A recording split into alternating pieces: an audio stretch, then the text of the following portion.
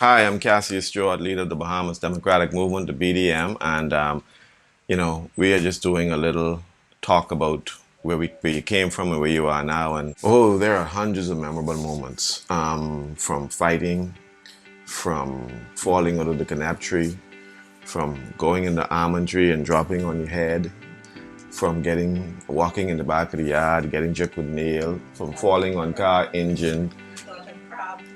Yes, my grandfather would come home with a big bag of crab from the dock, and then we had to take all the crabs out. And one time I missed and leave the crab bag open, and all the crabs ran all over the place. And so that was interesting. And then I remember when there was Hurricane David, and we were trying to batten up, and they left me standing up in a gush of wind, just picked me up, and they had to grab me out of the air. So I was always about 50 pounds. I was always small. And, I remember those days. And so there are many, many memorable moments through here growing up as a young person. But like I said, we grew up as a family. And there was no Sunday that we didn't sit down and eat together. When my grandfather was alive, every Sunday the entire family had to sit down together and eat. And that means that foster a bond between us. That's a critical part of bonding and becoming one as a family. I have so many good memories. Hopscotch. We used to play bat and ball. We used to play kick the can. We used to play randons. We used to play socking. And you all know about socking, y'all young people. You all know about socking. You gotta play a little socking, you know? And we used to fly kite. And then you can't forget Catches Kisses now. You can't forget Catches Kisses. In the 80s, we had a drug problem. And drug was very, very prevalent and all over the place. And a lot of people through here was either on drugs or selling drugs. And then you couldn't miss getting catch somewhere in the middle there.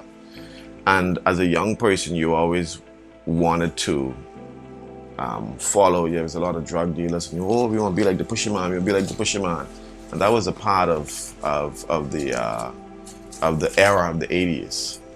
But for me, it was how do you get out of that? How to not get stuck in that cycle? How as an individual, I think I was the first grandson to go to college, and for me, I wanted more than just being stuck in Ball's Alley and Camp Road, either selling drugs or doing something illegal. I wanted a little more than that out of life. And my grandfather was very, very stern and very disciplinarian. He always wanted the best for us.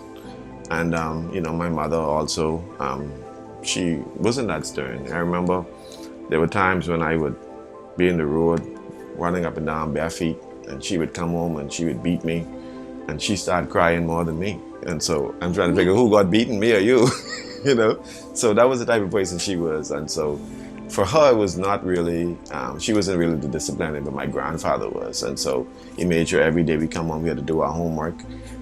Nobody was there to really check, but we had to make sure to do it. And so that type of thing, we were able to get out. And he always wanted us to stay away from bad company and be inside by 6 o'clock. And whilst we inside, the road is littered with everybody and everybody outside playing. And then I had to go sneak outside. I know I can get beaten, but I can still sneak outside because everybody outside, ain't nobody inside. But he was trying to make sure that, we don't get mixed up in the wrong crew. And he did a good job. Some of us fall through the cracks, but he did a good job.